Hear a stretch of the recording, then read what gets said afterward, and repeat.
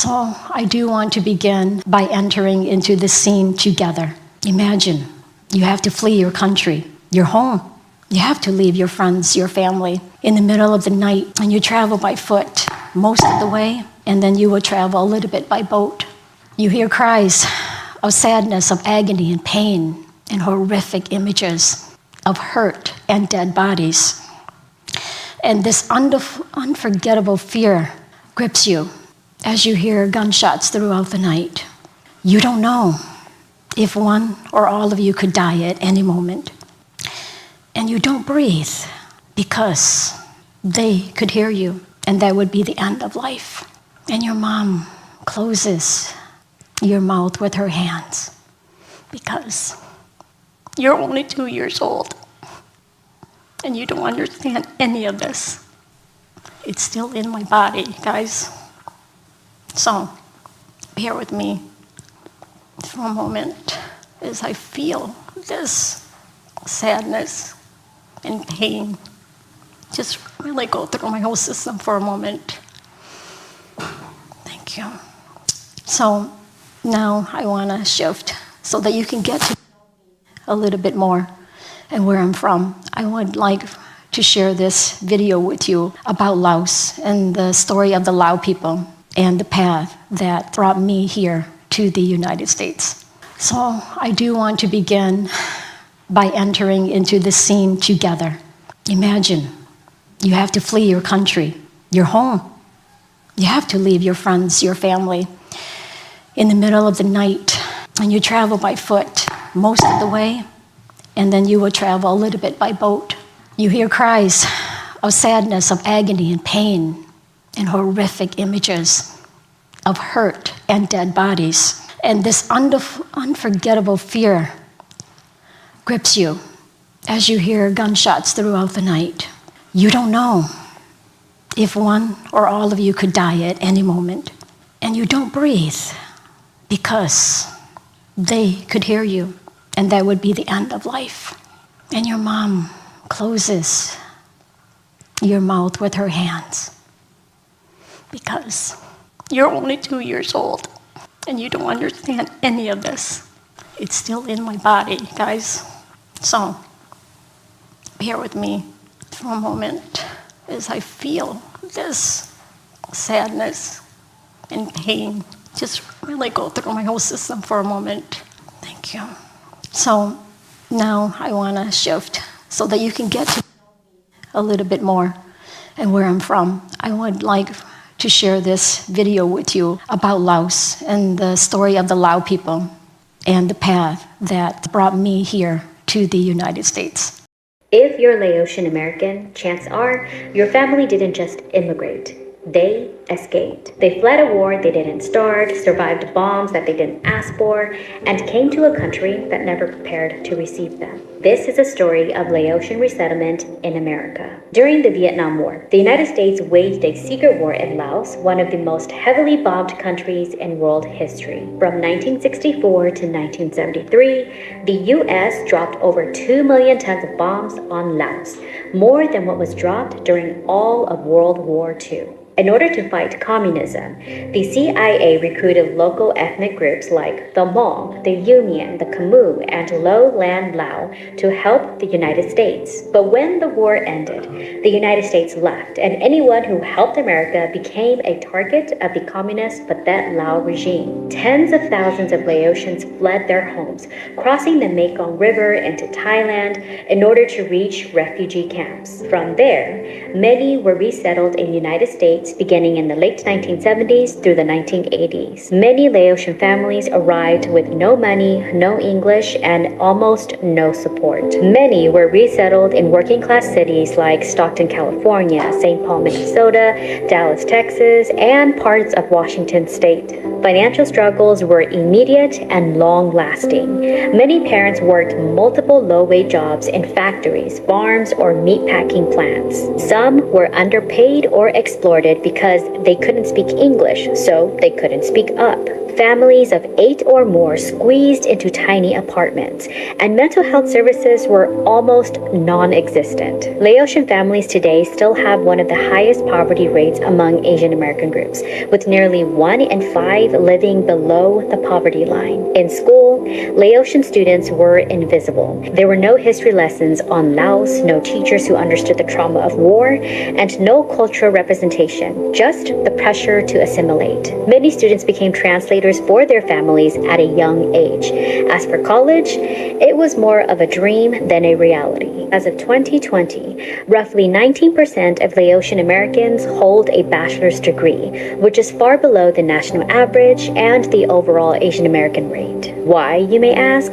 Because trauma doesn't disappear in one generation, and poverty doesn't just go away with hard work. In the 1990s and early 2000s, some Laotian youth disconnected from their culture and rejected by mainstream media turned to gangs for identity, protection, and belonging. Groups like the Asian Boys and other local street gangs emerged in Laotian communities in California, Minnesota, and elsewhere. But that's not the full story. Many Laotian youth were caught in the middle.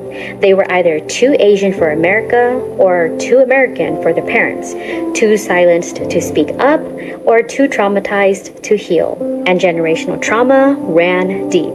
Parents who witnessed massacres never talked about it. Children were taught to survive instead of dream, and emotional pain was hidden behind silence and shame. But Laotian Americans are more than their struggle.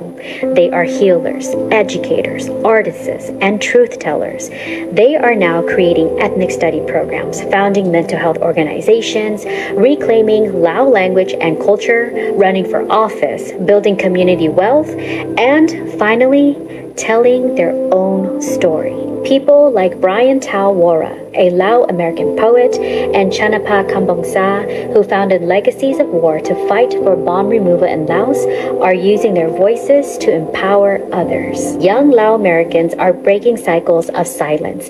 They're starting podcasts, opening nonprofits, and sharing their stories on platforms like this to say they are still here. They are not forgotten people, and they will be the ancestors their future generations thank. So let's learn more about their history, uplift Laotian stories, and support Southeast Asian mental health and education programs. Because they didn't just survive war. They are building peace generation by generation. Notice she didn't mention Michigan.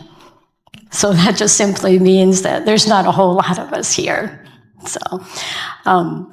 But my father, he served in the Lao military, okay? But his heart stood for democracy, and that's why they made that decision to flee communist Lao at that time.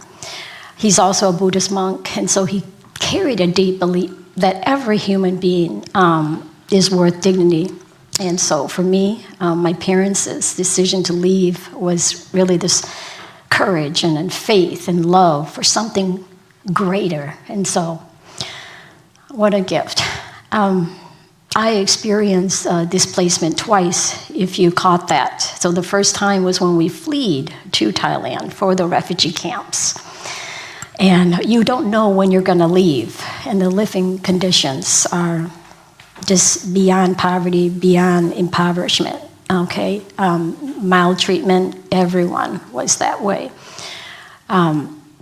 And then the second time was when we arrived in the United States, when we permanently signed away, renounced our Lao citizenship. So we can never, ever we can go back to visit Lao now, but I could never become a citizen because they have it on record that I left and abandoned the country. So we arrived in the United States in 1979, mid-November, when I was 5 years old, okay? And a Lutheran church from Battle Creek sponsored us here. And life really has a beautiful way of coming full circle, because here I am standing right here before you at the very same time of the year that I first set foot in this country. And this is the 50th anniversary of Lao refugees arriving in the United States this year. It is amazing. You know how the universe works and synchronizes everything. This is one of the aspects of my life that it's just so beautiful. So the Vietnam War had just ended, a few years earlier in 1975. And so when we arrived in the States, the environment here was charged with fear, suspicion, anger, and grief, to say the least. And so this is my family's photo, the first photo taken in the United States. And you can see the joy that's radiating from me, this pure, innocent happiness, that still lives with me today. And I often return to that joyful little Tavon because she reminds me of how far I've come and how many experiences I never could have imagined that awaited for me. Look at this family. Can you feel their emotions? The hope, the relief that they must have felt that we're safe now, and the quiet strength that they carried, that we carried, that my family carried into this new world. My parents were in their mid-30s, and they were excited and anxious to start their family in this new world. Can you imagine? My mom had just given birth when we couldn't leave the refugee camp until she gave birth. So my youngest brother is just a couple months old, and then you have to restart your life in a new country. And what did we bring with us? Nothing. No money, no clothes. We did not know how to speak the language of English, and I was just beginning to learn my native language of Lao. So we knew nothing of the American culture. So we had to start eating American food immediately because that's what our sponsors knew and that's what was available for us. So one memory that is etched in my mind is drinking milk at every meal, breakfast, lunch, and dinner. Back then. So remember, this is 1979. And so this is very different for us as Southeast Asians because we didn't drink milk, right? And so my parents did mention, that's a lot of cows. And we were like, because cow is a food, cow meat, beef, is for the rich. And so to them, this was like, wow, that's a lot of cows. And we knew that already. We went to the stores, we saw a lot of meat in there. So the irony is that over 90% of Asians are lactose intolerant. And so you can imagine what happened to us when we were told to drink all that milk. Yeah, but immediately I fell in love with the church and God. And we went to church every Sunday, and I have such fond memories of the love and warmth that we received from our church and our sponsors. And they just supported us so well. It was, I tell you, it was heaven. And I even had my own room. And I had lots of beautiful clothes that somehow they knew my size. This is like a fairy tale. Everything was set up like they knew already which room I was going to take, and I immediately went to that room, and that's where all my clothes were in my dresser, in the closet, shoes, everything you can imagine. And this feeling of heaven, though, would only last a couple of years.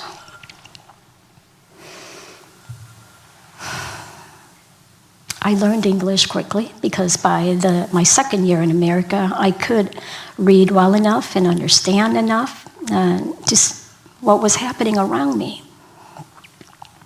And that's when I began to hear the words and see the actions directed at me. Words like, go back to your country. Hey, chink. Ching chong. And then they would do the eyes. I know some of you remember this, and probably so this is really painful. I was just very confused by all this because I thought I was loved and accepted here. That's the message I got, right? So I felt the weight of those moments, the sting of being singled out, and the sharp reminder that even when I was learning and growing and assimilating, I was still seen as different. So this feeling of being a perpetual foreigner stayed with me for many, many years. And so without a country to truly call home, I am reminded of my otherness through microaggressions, discrimination, individual and systemic racism. After several years, I began to see what I had lived through was not just difficult, it was traumatic. Because we're talking now years and years and years. And so as someone who is optimistic, I pushed forward with my life, right? In my 20s, I was determined to make my dreams come true. And in my 30s, I was tenacious and reached one of my biggest goals, a master's degree, the first in my family. And I believed I had finally checked all the boxes now, that I had done everything that required of me to be seen and accepted. I was so certain of this. Yet, the world painfully reminded me that external achievements, like earning a degree, working hard, following rules, and obeying the law, and even the amount of money I had in my bank account was not going to protect me from the deeper wounds of marginalization and exclusion. So I became disheartened, which led me into just a dark season in my life, one that filled with lots of drinking, lots of alcohol, despair, and suicidal thoughts. I never imagined that I would ever face that. I questioned everything at this point in time, my worth, my purpose, and whether I really still belonged in this world because of what I was feeling, experiencing in the world. Folks, healing is ugly. It is not pretty. And healing comes with a lot of anger and resentment and rage. I screamed, I cried. I went on my knees, and I had many, many sleepless nights. And I pleaded with God, please, please, please take this away from me. This is hell. And what do when you are in hell? You keep moving. You just keep moving because you want to get out of hell. And so to make sense of it all, I turned to study and research. And that's the way that I coped with life when it gets hard. I did a lot of reading and studying, and what I discovered was truly heartbreaking. This was systemic racism. Just simply put, it's a deeply ingrained poison for all of us that divides us and pulls us away from our own humanity first, and then we start to view others from a lens of detachment, and we dehumanize them. And I realized that I carried also internalized racism, which is a double burden, imposed by society and then absorbed within me. So, armed with this history and knowledge, I went down a path that would shape me profoundly. And that joyful little Tavon, well, I had to put her aside. Why? To protect her. Because now my ego is going to take over. Because it's just too unbearable. I can't show my essence. And I began to mirror those who rejected and discriminated against me. I started to now show my anger.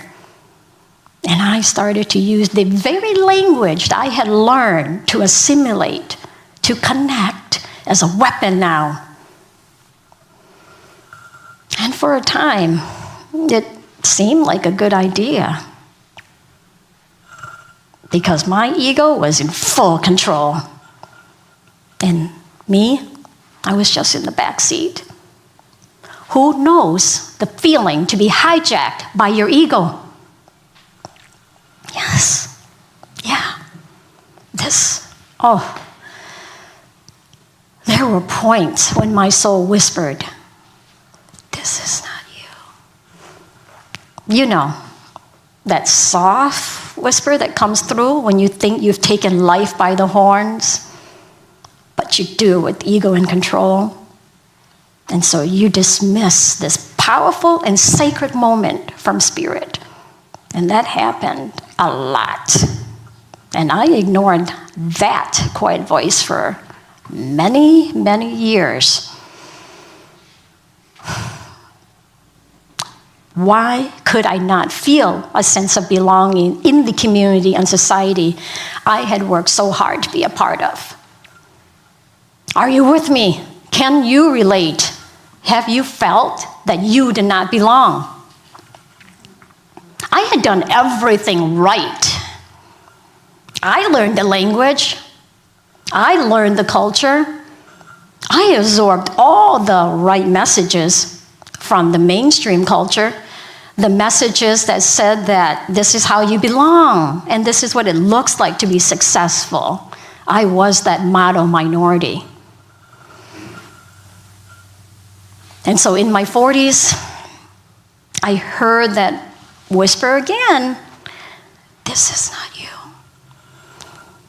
And this time, though, I responded firmly, "Then who am I?" And in that moment, just like right now, it's coming back, my entire body filled with overwhelm as I questioned, "Who am I?" rose deep within me this time. And I'm telling you, my heart's really going fast right now. And that simple question would be one of the most powerful questions I would ever ask in my life. And by that time, though, you remember all the research that I did? Came in handy now. I had already begun following spiritual teachers like Eckhart Tolle, Joe Dispenza, and other spiritual teachers that I'm so thankful for. And I was immediately drawn to their teachings and began to experience glimpses of my own essence, my true identity. Yeah. And once you get that feeling, you're addicted to it. You really are. In the beginning, it's just a thing that you do to cope. But once you find out who you really are, it's addictive. And so I started meditating. And it was through meditation that I experienced connection to who I really am. And I understood that my identity is beyond labels, beyond titles, beyond degrees, and all material things. And I practiced going deep into my light more regularly, shedding conditioning and ideologies that no longer served me. Now, this is very hard because at this time, in order to do this, I have to reduce my work a lot. And I'm battling. Wow. At that time, I was making the highest salary I had ever made, 6 figures. But I said, no, this is not worth it. It was very difficult. I grieved. I cried again. This is different, though. I'm coming out of hell. I even lost some friends through this because now I was still navigating, though, the realities of systemic racism, those internalized biases and those microaggressions. Because the world continued reminding me that spiritual awakening does not remove you from struggles. Yes, that's what I did. I chuckled. And I remember Eckhart Tolle's words that once you understand truly what ego is doing, you will chuckle. And that's what I did. I said, okay. I see systems that still decide who belongs and who does not, and who is safe and who is not, because I recognize those systems all too well. And I am in a different place now. I am more aware. I am reflective. I am grounded in the reality of our shared experiences and humanity.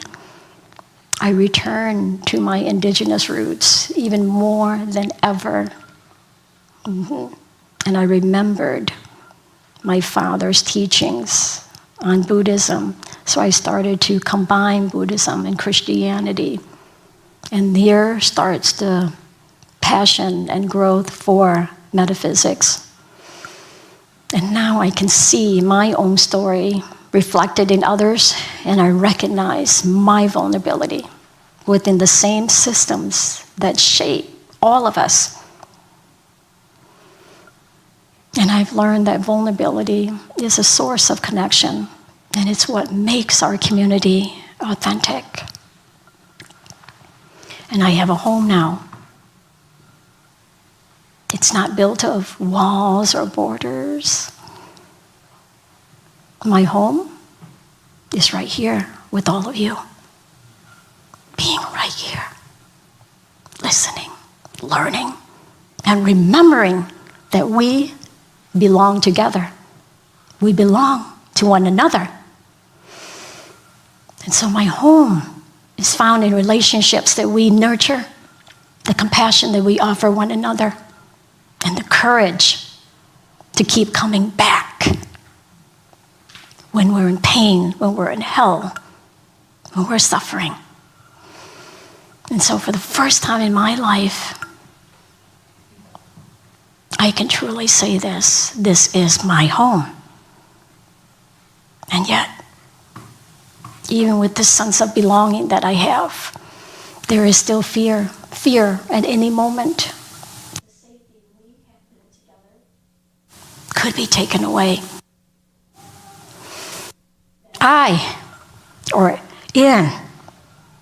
My boys could be taken from this country, this community, the very community that gives us life. And that another human being could be treated humanely without any due process. This is happening, folks. And it's hard to believe, it's hard to accept. And I'm afraid of losing my family, my friends, my community. I'm afraid of losing you. I'm afraid of losing you. I'm afraid of losing you. I am really, truly afraid. And I refuse to turn away. I am not leaving this time. I will. If I leave, if you don't see me, that was not my choice. Because what we are witnessing right now is not just chaos on this earth, in this country. This is something very different, so much stronger. What is happening, there is a collective cry for awakening and for the restoration of our shared humanity.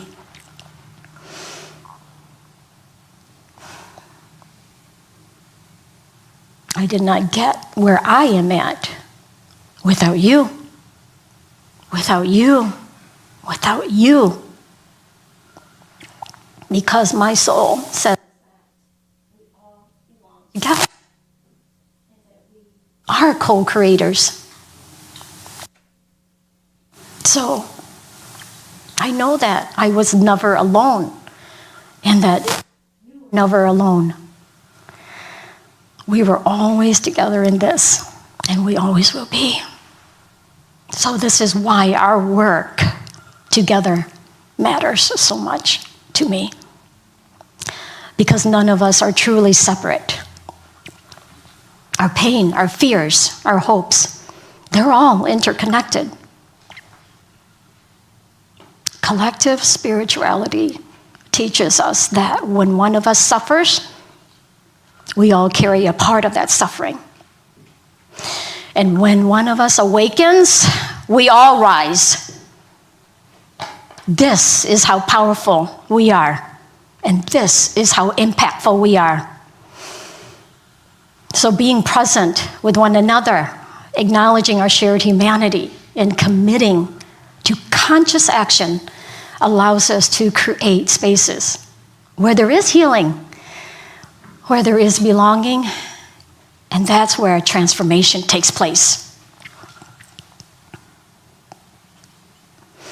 And we don't have to stand by and simply observe the pain and challenges of this world because of our own fears. We can choose to respond. We can choose to respond with awareness, with compassion, and courage. And this is who we truly are. This is our collective awakening, experiencing our oneness and honoring our shared humanity. Remember, the ego will tell you that you are separate, and your soul knows that's the truth. And you are always home, you're always connected, and you're always enough.